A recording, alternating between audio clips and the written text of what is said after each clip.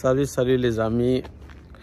Alors, vraiment, ma soeur Estelle, vraiment, je suis pas du tout content vraiment de ta sortie que tu as eu à faire, je crois, aujourd'hui.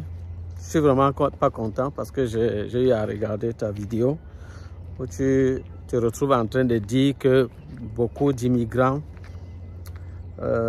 qui sont en train de se plaindre parmi tes abonnés, les gens qui se plaignent, qui sont ici au Canada et ils n'arrivent pas à trouver l'emploi, tu te retrouves en train de dire que c'est vraiment de leur faute, c'est parce que ils font des erreurs, ils ne s'y prennent pas bien, ils ont peut-être des CV qui sont mal présentés ou ils n'insistent pas suffisamment. Non, ma soeur, toi tu sais très bien que j'étais souvent soutenu et j'étais même parfois soutenu au-delà, au point où plusieurs de mes abonnés se sont retrouvés en train de dire que non, mais tu soutiens encore trop Estelle dans des choses et peut-être toi tu comprends pas très bien ce qui se passe. Donc sache que c'est vraiment pas parce que je m'attaque pas à toi, parce que vraiment il y a des choses que tu fais, moi j'apprécie et je suis vraiment d'accord avec toi, mais là je suis pas du tout content. Je suis pas du tout content tout simplement parce que ce que tu te retrouves en train de dire, quand tu dis que les gens procèdent mal, il y a vraiment beaucoup d'emplois et que c'est juste parce qu'ils procèdent mal. Et tu insistes même sur le fait que non, ils sont résidents permanents. Donc lorsque quelqu'un vient ici, il est résident permanent, tu es vraiment scandalisé, qui disait qu'il n'arrive pas à trouver le job parce qu'il est travailleur qualifié. Non, franchement, c'est pas vrai, ma soeur. C'est pas vrai. Non, c'est pas vrai. Il faut pas amener les gens même à se culpabiliser à un certain moment. C'est-à-dire, tu vas faire comme ça, quelqu'un va se rejoindre à que j'ai dit, non, ça veut dire qu'il est peut-être maudit seulement ou quoi. Il est peut-être maudit parce que depuis qu'il cherche le job, depuis 3 mois, 4 mois, 5 mois, 6 mois, il n'arrive pas à trouver l'emploi. Quand il va voir ta vidéo, il aura l'impression qu'il est maudit seulement. Oh, en fait, ce qu'il vit, c'est vrai. Et c'est ce que plusieurs vivent. Est-ce que tu connais le nombre de personnes, le nombre de CV, que les gens font quand ils arrivent ici, en tant que résident permanent? Il arrive, il fait au moins 200 CV au modèle canadien. J'ai dit des bons CV au modèle canadien. Il postule dans plusieurs plateformes. Il attend les réponses, il n'obtient pas. Il se dit non, peut-être c'est parce que je ne me déplace pas. Il se déplace maintenant. Il va même dans les entreprises. Sur le froid de l'hiver, il toque aux portes dans les entreprises. Il insiste. Il n'obtient pas de job. Est-ce que tu sais que c'est le cas pour beaucoup de personnes? Parce que moi également, je suis en contact avec des gens. Donc vraiment, il ne faut pas aussi exagérer. Quand tu fais de cette façon, ce n'est pas bien, ma soeur. Ce n'est pas bien. Il faut essayer de temporiser les choses. Parce que quand les gens sont en train de crier, ils disent que franchement, ça ne va pas. Ça ne va pas. Et je crois que le gouvernement en place également écoute ce que les gens sont en train de vivre. Et je crois qu'ils vont voir peut-être s'ils peuvent trouver des solutions, tant mieux. Mais dans tous les cas, ils écoutent quand même. Ils comprennent quand même que non, ça ne va pas. Hein? Mais pas se retrouver en train de faire comme si, non, il n'y a pas de problème, il n'y a pas vraiment de problème de manque d'emploi. Non. Plusieurs arrivent ici avec des qualifications. Ils arrivent en tant que travailleurs qualifiés, mais ils n'arrivent pas à trouver le job. C'est une réalité. Est-ce que ce que ces gens-là disent, c'est faux? C'est vrai. C'est vrai, ils ont raison, ma soeur. Il faut les écouter à un certain moment. Il faut les écouter. Ne reste pas dans ce que tu as peut-être vécu il y a cela 3, 4, ou 5 ou 10 années. Et tu te dis peut-être c'est la même chose. Non, ce n'est pas la même chose. Les choses ont changé. Tu peux déjà le voir seulement au niveau du coût de la vie. Regarde toi-même le prix des loyers, le montant qu'il faut payer par mois. Toi-même, quand tu vois ce qu'on paye aujourd'hui là, toi-même, tu ne vois pas que c'est trop quand même, c'est exagéré. avec ce montant, est-ce que les gens peuvent vraiment s'en sortir? Non. Non, tu travailles même quand même pour ceux qui parviennent à bosser dur jusqu'à ce qu'ils parviennent à trouver un emploi. On lui paye combien? Et ce qu'il obtient comme montant à la fin du mois, est-ce qu'avec ça, il parvient à s'en sortir pour payer même son loyer? Hein? Payer le loyer là seulement. Le loyer déjà te prend la moitié de ton salaire. Mais toi-même, tu crois que c'est facile? Tu vois des gens dire que non, il faut aller seulement vivre en colocation. Vous croyez que même la colocation est facile? Trouver même quelqu'un qui va, avec qui vous allez cohabiter là, vous croyez que c'est facile? Ce n'est pas facile du tout. Donc ma soeur Estelle, s'il te plaît, temporise un peu s'il te plaît. Tu es ma soeur. Ma soeur, nous sommes du même pays. Donc vraiment, moi je t'appelle ma soeur, peut-être même ma petite soeur. Donc vraiment, temporise s'il te plaît. Essaye d'écouter aussi la voix de tes frères là. Ceux-là qui sont en train de crier à toi. Ils ont raison. Ils ont raison. Ça ne va pas. Ça ne va pas, franchement.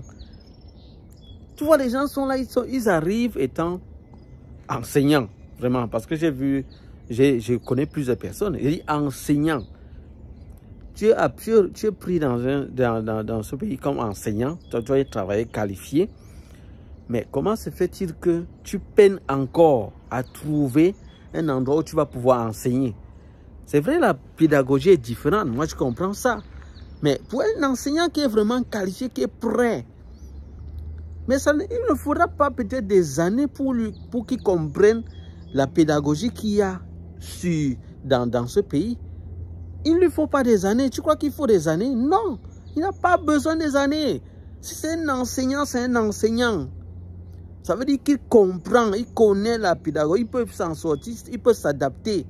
Il suffit qu'on lui dise que voilà la pédagogie qu'on a adoptée ici. Il va s'adapter à ça, s'arrimer à ça. Mais moi, je te dis, et je te dis même que les enseignants qu'il y a au pays là-bas, qui viennent du Cameroun, ont fait face à beaucoup plus de difficultés par rapport à l'enseignement. Pour enseigner au pays, ce n'est pas évident. Parce qu'il n'y a même pas du matériel pédagogique pour pouvoir mieux transmettre ses connaissances. Mais malgré tout, tu vois des enseignants se battre à pouvoir enseigner jusqu'à ce que les élèves parviennent à comprendre dans ces situations-là. Pourtant, ici, il y a même quand même le matériel. Il y a vraiment beaucoup de choses pour pouvoir s'en sortir à transmettre le message. Donc, ça veut donc dire que pour un enseignant qui s'en sortait déjà bien au pays, arriver ici, moi, je crois que peut-être même en 2 semaines, 3 semaines, 1 mois, c'est suffisant pour qu'il comprenne qu'est-ce qu'il faut faire. Et il va se mettre sur le terrain. Mais au fur et à mesure, s'il est peut-être accompagné avec quelqu'un, mais au fur et à mesure, il va s'intégrer. Il rencontre des difficultés. Au fur et à mesure, il y a peut-être des petits séminaires qui sont faits. Mais au fur et à mesure, il va s'en sortir et il va pouvoir bien tenir la classe et mieux s'en sortir. Mais c'est ça. Mais comment se fait-il qu'un enseignant arrive chevronné, 12 années d'expérience, 15 années d'expérience, 18 années d'expérience, il n'arrive pas à obtenir un poste d'enseignant? Il lui faut encore trimer dans les dossiers, aller même poursuivre des études encore. Mais tu crois que c'est tout le monde qui a la force là pour reprendre les études? Tu crois que c'est tout le monde? Il y a beaucoup de gens qui entrent ici parfois dans 35-40 ans et qui sont occupés avec des familles à nourrir. C'est tout le monde qui va pouvoir faire cela. C'est pas évident. Donc si pour quelques personnes, ils parviennent à le faire, mais tant mieux. Mais il ne faut pas croire que c'est tout le monde. Non. Ceux qui sont dans certaines situations difficiles, il faut reconnaître cela aussi. Et leur proposer peut-être des solutions, voir comment les aider. Et non croire que leur plainte est inutile. Non. Autre chose, ce qui aggrave encore la situation, je vois d'autres qui sont enseignants qui n'arrivent même pas à faire ce qu'on appelle les suppléances. Ça dit même remplacer l'enseignant. C'est-à-dire il n'arrive pas. Je dis même pour qu'on le prenne d'abord, c'est difficile. Et même quand on le prend comme suppléant, on l'appelle combien de fois dans la semaine?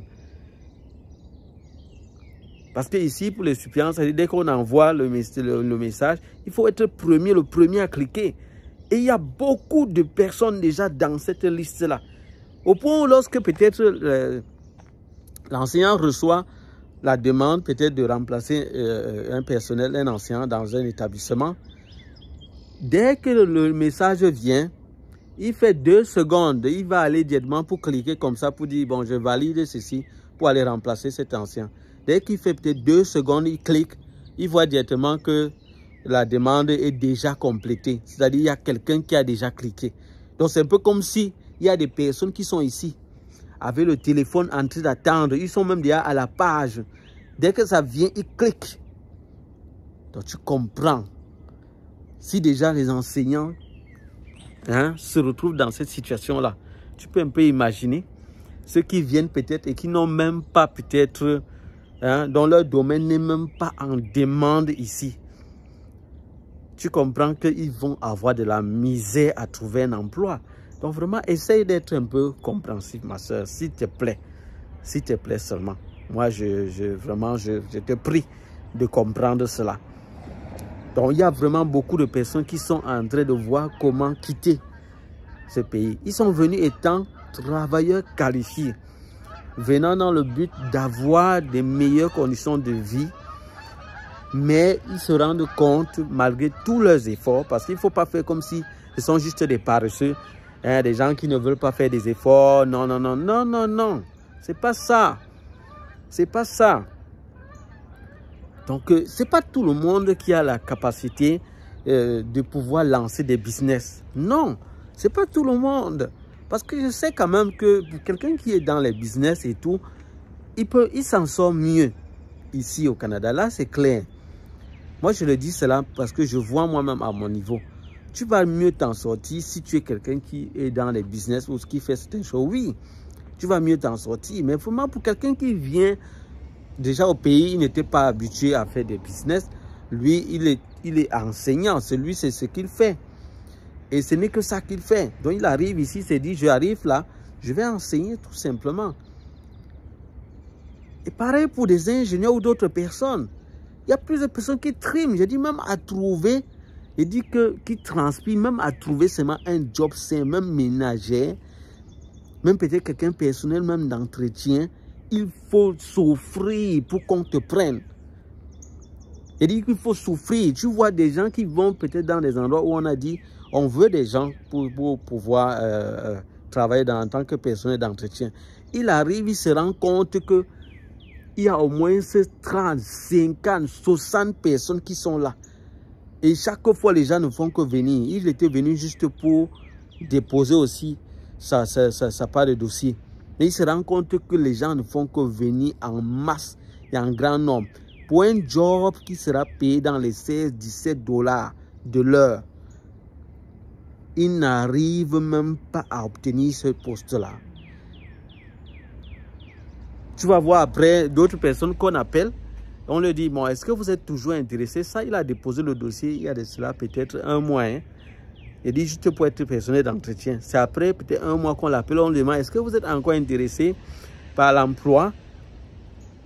Il dit oui, je suis toujours intéressé. On le laisse. Et on attend encore. Donc ça dit, tellement la compétition est grande que... C'est-à-dire, on l'appelle juste pour voir, donc parce qu'ils ont tellement de personnes. Et eux, ils sélectionnent les meilleurs des meilleurs. Tout ça devient difficile. Ça devient difficile. Donc, quand les gens te disent, parmi tes abonnés, ils te disent que franchement, ils sont là depuis 3 mois, 6 mois, ils n'arrivent pas à obtenir le job. S'il te plaît, fais l'effort de comprendre. Parce qu'il y a d'autres personnes qui ont reçu des invitations. C'est-à-dire, on les a vraiment invités. À être aux entrevues, mais il arrive là-bas, il commence même à faire le job là, c'est-à-dire c'est le marketing. Il doit sortir, il se retrouve en train de sortir, on dit qu'il va sortir l'argent de sa propre poche, et l'entreprise qui le recrute dit qu'il va sortir l'argent de ses propres poches pour se déplacer en temps d'hiver. Il sort l'argent de ses propres poches pour aller, pour retourner. C'est encore toujours son argent qui sort. Et on lui dit qu'il faut qu'il travaille bien et que c'est par pourcentage qu'on va le payer. Mais qu'il doit fournir beaucoup d'efforts. Mais vraiment, entre nous, est-ce que c'est aussi évident? Ça, c'est pas facile. C'est pas facile, il faut le comprendre. Donc, il faut quand même comprendre quand les gens te disent non, ça ne va pas, ça ne fonctionne vraiment pas. Il faut quand même comprendre cela. S'il te plaît. Donc maintenant, pour ceux qui ont ces difficultés-là, oui, c'est vrai que si quelqu'un ne procède pas bien à un certain moment, il peut avoir des difficultés. Je suis d'accord avec toi. Que s'il n'a pas les bonnes informations, il peut avoir des difficultés. Mais sache que dans la réalité, beaucoup sont en train de souffrir, même étant en train d'appliquer certaines bonnes règles. Ouais, les amis, c'était vraiment mon petit message, vraiment à ma soeur. J'espère vraiment qu'elle va comprendre et que vraiment elle ne va pas mal prendre cela. C'est vraiment parce que nous sommes tous sur le terrain et nous sommes tous là pour combattre, pour que nos frères puissent aussi bien s'en sortir. Leur donner des bonnes informations. Nous devons faire l'effort de leur donner des bonnes informations et d'être assez transparents envers eux pour que les gens ne se retrouvent pas à commettre des erreurs. Heureusement que j'ai quand même beaucoup de mes abonnés qui sont venus ici au Canada. Heureusement qu'ils ont bien écouté mes conseils. Ils ont au moins évité de vendre tout dans le pays avant d'arriver là. Moi, je conseille toujours aux gens de ne pas commettre cette erreur-là. Ne pas vendre tout ce que vous avez comme bien en se disant non, je vais, c'est tout. Parce que ça, ce sont des gens qui croient juste aux rêves. Évitez de tomber dans ce piège-là. Gardez vos biens, venez en sachant que si ça se passe bien, tant mieux, je m'intègre, je travaille, je contribue et je profite également. Et si ça ne se passe pas bien, je retourne dans mon pays tranquillement. Au moins, vous n'aurez pas perdu. Donc voilà les amis, ce sera tout pour cette vidéo. Si c'est la première fois que vous me suivez d'habitude, je vous prie de vous abonner. Likez également le contenu si vous avez pu trouver quelque chose de positif. Activez également la cloche de notification pour ne rater aucune de nos prochaines vidéos. Quant à moi, je vous dis à bientôt pour d'autres vidéos. Bye bye.